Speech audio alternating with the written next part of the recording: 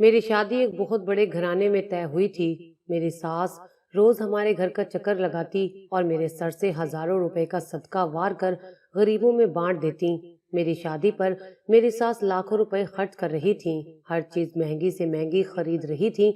मेरा सारा जहेज भी मेरी सास खुद ही खरीद रही थी। हम मिडिल क्लास लोग थे।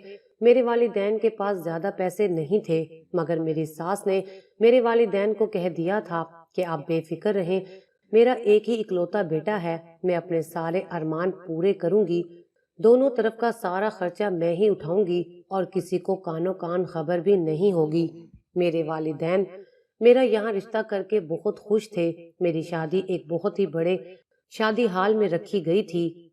हजारों लोगों को शिरकत के लिए दावतनामे भेजे गए थे, मगर शादी से 3 दिन पहले मेरी सास रोती हुई हमारे घर आई और कहने लगी कि मेरी कजन फोत हो गई है, जिसकी वजह से अब शादी बिल्कुल सादगी से करना होगी और बारात में बिल्कुल चंद लोग आएंगे। मेरे वालिदैन को मेरी सास की कजन की वफात पर बहुत दुख हुआ। मेरे माँ बाप ने उन्हें कहा कि आप बेशक 2-3 माह बाद शादी कर लीजिएगा, हमें कोई एतराज नहीं।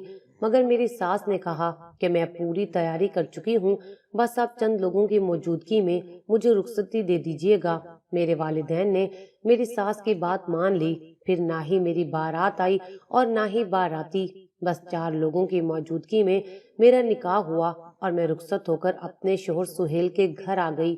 मेरे सारे अरमानों पर पानी फिर गया था। मैंने क्या सोचा था और क्या हो गया था। मैं अब अपने कमरे में बैठी अपनी नई जिंदगी के बारे में सोच रही थी। शादी की पहली रात एक दुल्हन के लिए जिंदगी की सबसे खूबसूरत रात होती है, जब वो अपनी जिंदगी के नए सफर का आगाज करती है। ये रात मियाँ बीवी के लिए यादगार रात होती है, जिसे वो बाद अज़ां सारी जिंदगी वक्फे वक्फे से याद करते रहते हैं। मैंने भी शादी की पहली रात के मुतल्लिक इसी किस्म के ख्वाब देखे थे, लेकिन मुझे नहीं मालूम था कि इतना सब कुछ हो जाने के बाद भी मेरी शादी की पहली रात इस कदर भयानक और अजियतनाक साबित होगी, जिसे मैं वाकई में सारी जिंदगी नहीं भुला सकूंगी। मैं दुल्हन बनकर अपने नए घर में रुखसत होकर आ चुकी थी। मेरी सास ने मुझे मेरे शोहर के कमरे में बिठा दिया और बिना कोई बात किए बाहर चली गईं। मैं थोड़ी सी परेशान हो गई थी, क्योंकि सास तो बहुत ज्यादा बातें करती हैं। मेरी सास किस किस्म की सास थी जिसने मुझसे कोई बात ही नहीं की थी। मुझे थोड़ी सी परेशानी हुई थी, क्योंकि सास का रवैया बहुत अजीब सा हो गया था। अभी तो मुझे इस घर में आए हुए 1 घंटा भी नहीं हुआ था और मेरी छठी हिस्स बेदार हो चुकी थी। फिर सोचा कि शायद वो अपनी कजन के गम में चुप चुप रहती हैं। मेरे ससुराल की तरफ से शादी में सिर्फ 4 लोग ही शरीक हुए थे, जो कि मेरे घर तक नहीं आए थे, शादी हाल से ही वापस चले गए थे। घर में सिर्फ मेरी सास और मेरे शौहर रहते थे और ये घर बहुत अच्छा था। मेरा रिश्ता हमसे थोड़े ऊंचे घर से आया था। मेरे वालिदैन ने फौरन हाँ कर दी कि लड़के की अपनी नौकरी है, अपना घर है, गाड़ी है। मैं बेहद हसीन थी, इसलिए बहुत कम उम्री में ही मेरे रिश्ते आने शुरू हो गए थे। जब मैं 16 साल की थी, लेकिन मेरे वालिदैन मेरे 18 साल के होने का इंतजार कर रहे थे, कि उनके मुताबिक शादी के लिए 16 साल की उम्र बहुत छोटी होती है। शादी से पहले मैंने अपने शोहर सुहेल को देखा था और वो मुझे बेहद अच्छे लगे थे। वो बहुत ही खूबसूरत शख्सियत के मालिक थे।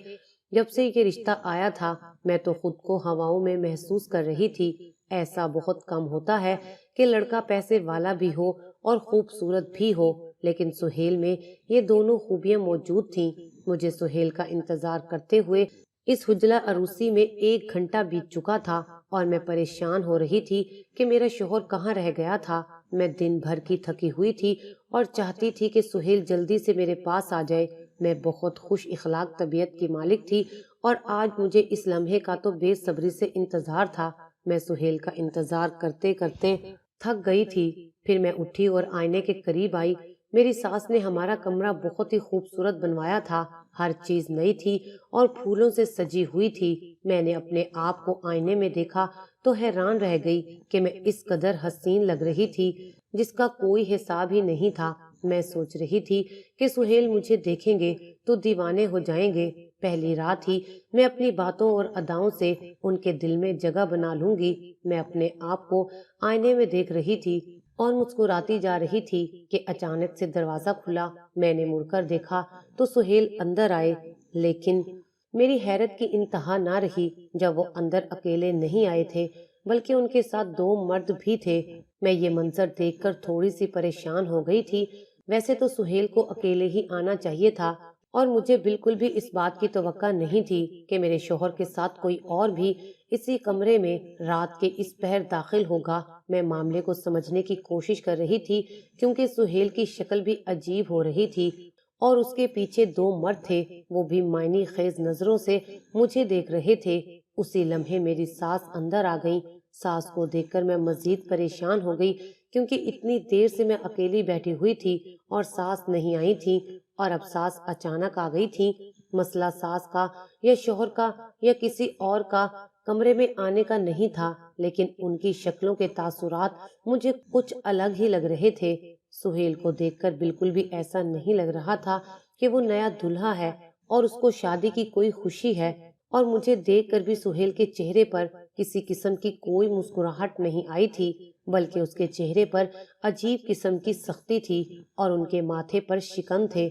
उनके साथ जो दो मर्द थे, उनके चेहरे पर मायनी खेज मुस्कुराहट थी और मेरी सास अजीब सी शक्ल बनाए मुझे देख रही थी। मैंने अपने शोहर और अपनी सास की तरफ सवालिया नजरों से देखा था। सुहेल मेरे करीब आए, मुझे बाजू से पकड़कर उन दोनों मर्दों के सामने किया और कहा कि देख लो इसे, जिस तरह का माल तुम दोनों को चाहिए था, ये बिल्कुल उसी तरह का माल है, कम उम्र और खूबसूरत। सुहेल की बात सुनकर तो मेरे सर पर जैसे आसमान गिर गया था और मेरे पैरों तले से जमीन निकल गई थी। वो क्या बोल रहे थे और क्यों बोल रहे थे, मुझे तकरीबन सारा माजरा एक पल में ही समझ आ गया था कि मैं बहुत बुरे तरीके से फंस चुकी हूँ। मैंने सुहेल से कहा कि ये आप कैसी बातें कर रहे हैं, मैं आपकी बीवी हूँ, आपके निकाह में हूँ, और आप किस किस्म के अल्फाज मेरे लिए इस्तेमाल कर रहे हैं इन लोगों के सामने जिनको मैं जानती भी नहीं हूँ। मेरा इतना कहना था कि मेरी सास ने आगे बढ़कर मेरे मुंह पर एक जोरदार थप्पड़ रसीद किया और कहा कि खबरदार, अगर तुमने मुंह से एक लफ्ज भी निकाला तो मैं तुम्हारी जान ले लूंगी। पहले भी मैं तुम पर बहुत पैसा खर्च कर चुकी हूँ। फिर मेरी सास ने उन दोनों मर्दों से कहा कि माल तुम लोगों ने देख लिया है, अब इसकी कीमत अदा करो।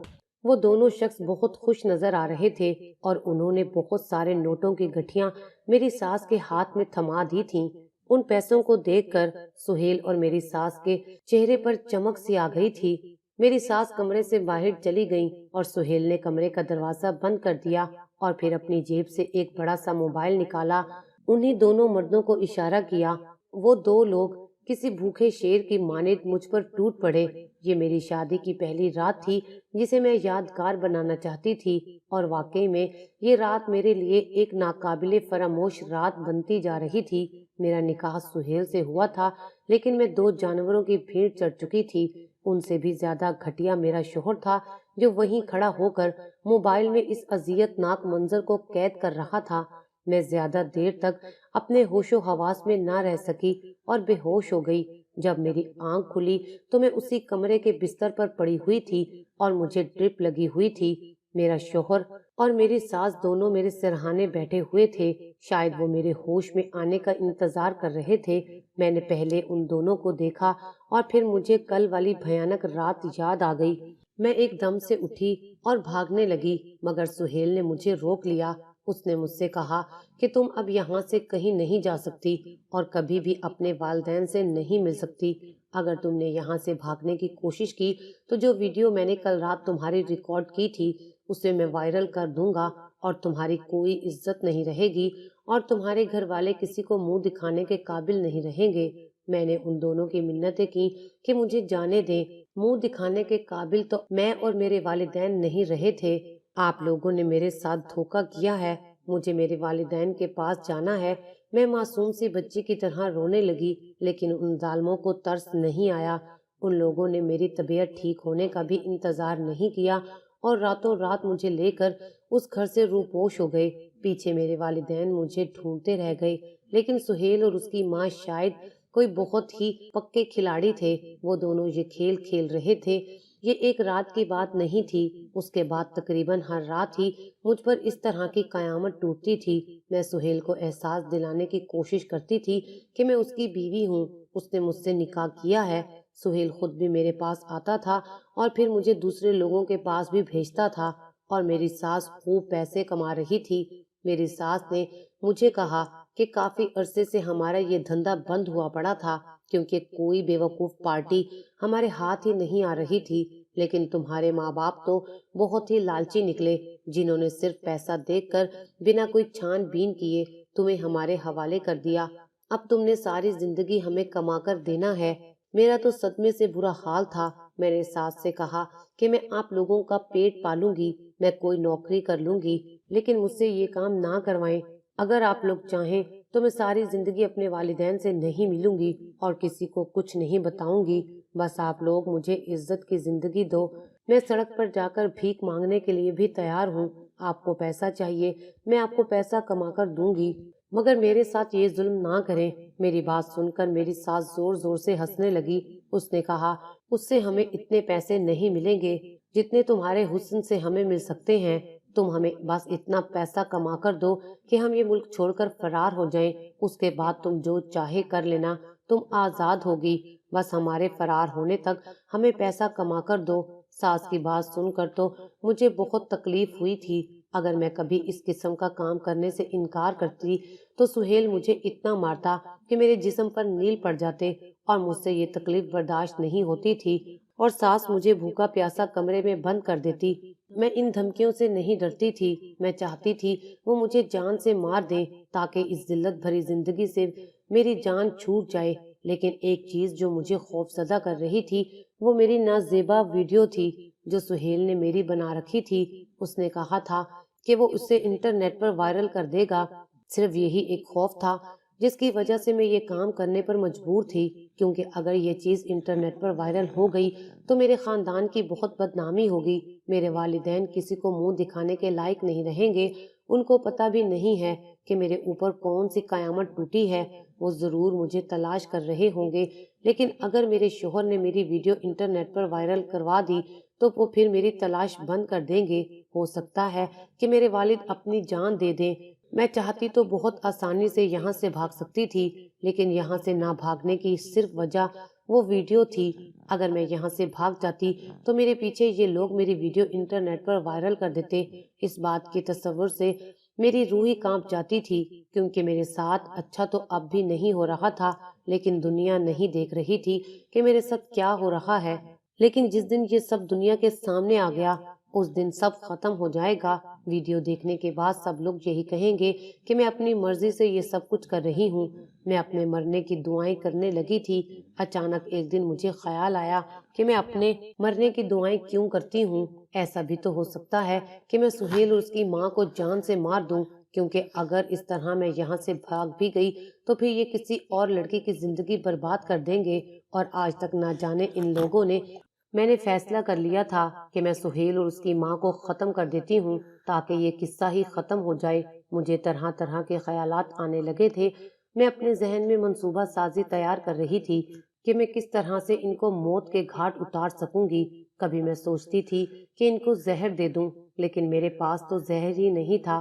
میں بس سارا دن ان دونوں کو مارنے کے طریقے سوچتی رہتی تھی۔ ایک رات سہیل سو رہا تھا، میں نے سوچا کہ یہیں پر ہی اس کا خاتمہ کر دوں اور پھر اس کی ماں کا بھی خاتمہ کر دوں۔ سہیل گہری نیند میں تھا اور خراٹے لے رہا تھا۔ میں نے تکیا اٹھایا اور اس کے منہ پر پوری قوت سے رکھ دیا۔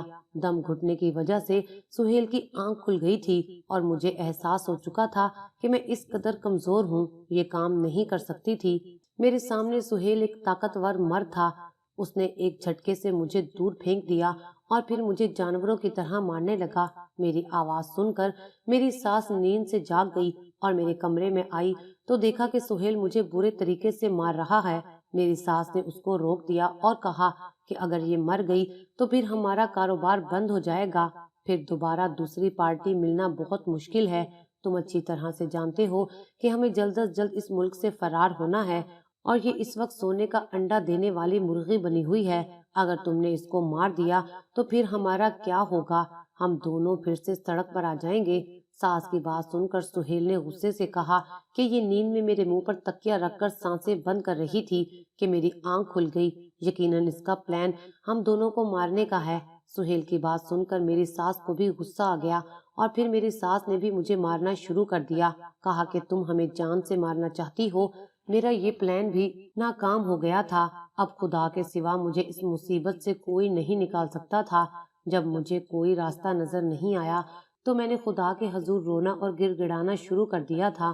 میں اب دن رات دعائیں کرتی تھی کہ میں اس مصیبت سے نکل جاؤں اور اس اذیت بھری زندگی کا خاتمہ ہو سکے۔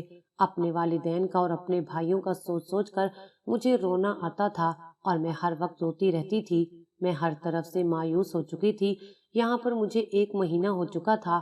میری صحت گر چکی تھی اور میری رنگت مرجھا چکی تھی اور مجھے دیکھ کر کسی ٹی بی کی مریضہ کا گمان ہوتا تھا۔ میں نے سہیل کو غیرت دلانے کی بہت کوشش کی، لیکن غیرت تو دور کی بات، ان ماں بیٹوں کے اندر تو کسی قسم کی انسانیت ہی نہیں تھی۔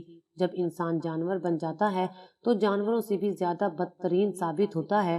جانور بھی اپنا پیٹ پالنے کے لیے انسان کو نوچتا ہے اور یہ لوگ بھی اپنا پیٹ پالنے کے لیے مجھے استعمال کر رہے تھے۔ میں نے زور و شور سے دعائیں مانگنا شروع کر دی تھیں اور پھر ایک دن ایسا کچھ ہوا کہ جسے دیکھ کر میں حیران رہ گئی۔ ایک رات ہم تینوں سو رہے تھے کہ اچانک ہی شور کی آواز آئی۔ ایسا محسوس ہو رہا تھا کہ بہت سارے لوگ دیوار پھلانگ کر ہمارے گھر میں داخل ہو گئے ہیں۔ گھر کے دروازے اور کھڑکیاں بند تھے اور وہ جو بھی تھے دروازے توڑ کر اندر داخل ہونے کی کوشش کر رہے تھے۔ سہیل گھبرا کر اٹھا۔ میں بھی پریشان ہو گئی کہ یہ کون آ گیا ہے۔ میری ساس بھاگتے ہوئے ہمارے کمرے میں آئی اور سہیل سے کہا کہ لگتا ہے کسی نے ہمارے گھر پر حملہ کر دیا ہے۔ یہ ضرور سیٹ شرافت ہی ہوگا جس کے پیسے ہم لے کر بھاگ گئے تھے۔ میری ساس نے پریشانی سے کہا اور اچانک دروازہ کھولا اور دیکھ کر میری حیرت کی انتہا نہ رہی، کیونکہ سامنے کوئی اور نہیں بلکہ میرا بھائی کھڑا تھا اور اس کے ساتھ پولیس تھی۔ میں نے اپنے بھائی کو دیکھا اور اس سے لپٹ گئی اور پولیس نے میری ساس اور میرے شوہر کو حراست میں لے لیا اور میں اپنے بھائی کے گلے رکھ کر بہت روئی۔ میں نے دل میں خدا کا شکر ادا کیا کہ میری مدد ہو گئی تھی اور میری ساس کی شکل دیکھنے والی تھی۔ میں نے فاتحانہ نظروں سے ان دونوں کو دیکھا۔ سہیل نے مجھ سے کہا کہ کیا تم نے پولیس بلائی ہے؟ پھر وہ پولیس سے کہنے لگا کہ یہ لڑکی میری بیوی ہے، ہم عزت دار لوگ ہیں، کسی نے آپ کو غلط خبر دی ہے۔ میری بیوی کے گھر والوں نے خود عزت سے اپنی بیٹی مجھے دی تھی اور ہم لوگ بہت ہی شریف لوگ ہیں، آپ لوگوں کو ضرور کوئی غلط فہمی ہوئی ہے۔ پولیس نے سہیل کو ہتھکڑیاں پہناتے ہوئے کہا کہ ہم لوگ تمہاری ساری غلط فہمیاں اب تھانے میں جا کر دور کریں گے، تمہاری اتنی خدمت کریں گے کہ تمہیں پتہ چل جائے گا کہ تم کتنے عزت دار ہو۔ میرا بھائی واپس مجھے اپنے گھر لے گیا اور میں اپنے گھر والوں سے مل کر بہت روئی۔ میرے والد نے بتایا کہ انہوں نے مجھے بہت تلاش کیا اور پھر پولیس کی مدد لی۔ میرے والد کے ایک جاننے والے پولیس میں آفیسر تھے اور ان کی مدد سے ہی یہ سب ہوا تھا۔ میں نے اپنے گھر والوں سے کہا کہ میرے ساتھ وہ ظلم ہوا ہے کہ میں اب سر اٹھا کر ساری زندگی جی نہیں سکتی، میں اب لوگوں سے نظریں بھی نہیں ملا پا رہی ہوں۔ جب میں نے اپنے اوپر بیتی ساری روداد اپنے گھر والوں کو سنائی تو وہ بھی بہت روئے۔ میرے گھر والوں نے مجھ سے کہا کہ بیٹی اس میں تمہارا کیا قصور ہے؟ قصور ہمارا ہے کہ ہم نے صرف پیسہ دیکھا اور تمہیں ان درندوں کے حوالے کر دیا اور چھان بین بھی نہیں کروائی کہ وہ لوگ کیسے ہیں۔ تمہارے شوہر اور تمہاری ساس سے پہلے ہم لوگ تمہارے گنہگار ہیں، جنہوں نے تمہیں اس جہنم میں جھونکنے سے پہلے اچھی طرح سے معلومات نہیں کروائی تھی۔ میرے گھر والے مجھ سے معافی مانگتے رہے، تب میں نے ان کو ویڈیو کے متعلق بھی بتا دیا۔ پولیس نے سہیل اور اس کی ماں کی ایسی درگت بنائی کہ انہوں نے سارے راز اگل دیے اور وہ ویڈیو بھی پولیس والوں نے ڈیلیٹ کروا دی۔ میں نے اپنے گھر والوں سے پوچھا کہ ضرور پورے خاندان میں میری گمشدگی کی خبر پھیل گئی ہوگی، اب تو میں کسی کو منہ دکھانے کے قابل نہیں رہی، میں اب خاندان والوں کا سامنا کیسے کروں گی؟ بہتر یہی ہے کہ آپ لوگ مجھے جان سے مار دیں، کیونکہ اب میں اس دنیا کے قابل نہیں رہی۔ میرے گھر والوں نے بتایا کہ انہوں نے کسی کو کانوں کان خبر نہیں ہونے دی کہ میں غائب ہوں۔ سب کو یہی کہا کہ سہیل مجھے لے کر 2-3 مہینے کے لیے ہنی مون پر چلا گیا ہے۔ میرے گھر والوں نے کہا کہ اب تم سب کو یہی کہنا کہ وہ لوگ اچھے نہیں تھے، اس لیے تم نے طلاق لے لی، ہم تمہاری دوسری جگہ شادی کروا دیں گے۔ میں نے ان سے کہا کہ میں اب کبھی بھی شادی نہیں کروں گی، میرا دل شادی سے اٹھ چکا ہے، مجھ پر جو قیامت ٹوٹی ہے آپ لوگ اس کا اندازہ بھی نہیں کر سکتے۔ سہیل سے خلا لینے کے بعد کافی عرصے تک تو میں نے خود کو کمرے میں بند کیے رکھا۔ میرا ہر چیز سے دل اٹھ چکا تھا۔ پھر میں نے سوچا کہ اس طرح پڑے رہنے سے بہتر ہے کہ میں اپنی زندگی انسانیت کے لیے وقف کر دوں۔ میری طلاق کی خبر سن کر سب خاندان والے افسوس کے لیے آ رہے تھے اور مجھے دیکھ کر عجیب سی باتیں کر رہے تھے۔ میری والدہ نے بتایا کہ وہ لوگ بہت ظالم تھے، وہ میری بیٹی تانیہ کو بہت مارتے تھے، بہت کام کرواتے تھے اور اس طرح زمانے کے سامنے میرا پردہ رہ گیا۔ میں نے گھر میں ہی مدرسہ کھول لیا، لڑکیوں کو قرآن پاک سکھانے لگی اور یہ بھی بتانے لگی کہ زندگی کیسے گزارنی چاہیے، کسی پر یقین نہیں کرنا چاہیے، اور ان کے والدین سے کہتی تھی کہ اگر کوئی رشتہ آیا تو صرف پیسوں کو نہ دیکھیں بلکہ ان کی چھان بین کروا لیں۔ سہیل اور اس کی ماں کو عمر قید کی سزا ہو چکی تھی۔ یہ خبر سن کر تو مجھے سکون آ گیا تھا کہ وہ لوگ اب ساری زندگی جیل میں ہی قید رہیں گے، کہ اب وہ دونوں کسی اور لڑکی کی زندگی برباد کرنے کے قابل نہیں رہیں گے۔ بہت وقت لگا تھا اس بھیانک واقعے کو بھولنے میں۔ مجھے لگا تھا کہ میں کبھی بھی اس دردناک اذیت کو نہیں بھول سکتی، لیکن جب میں نے بھلائی کا راستہ اختیار کیا، قرآن پاک پڑھنا اور پڑھانا شروع کر دیا، تو مجھے سکون آتا گیا اور زندگی کی حقیقت سمجھ میں آ گئی، اور سوچا کہ دنیا میں ایسی کتنی ہی لڑکیاں ہیں جو مجھ سے بھی زیادہ اذیت کی زندگی گزار رہی ہیں۔ میں تو آزاد ہو گئی ہوں، مگر کتنی لڑکیاں ہیں جو کبھی بھی آزاد نہیں ہو پاتی، اور یہی سوچ کر میں نے صبر کر لیا۔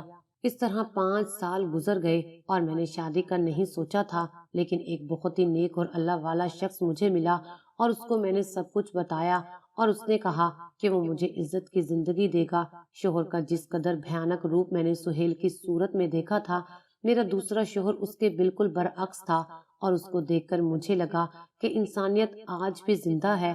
صرف پیسہ ہی سب کچھ نہیں ہوتا، شرافت ہی سب کچھ ہوتی ہے، اور اگر کوئی شریف انسان ہو اور وہ بھلے غریب ہی کیوں نہ ہو، اس کا ہاتھ تھام لینا چاہیے۔ آج میں نے سب کچھ بھلا کر اپنی نئی زندگی کا آغاز کیا ہے، اور آج میرے شوہر نوید نے سچ میں میری زندگی خوشیوں سے بھر دی ہے۔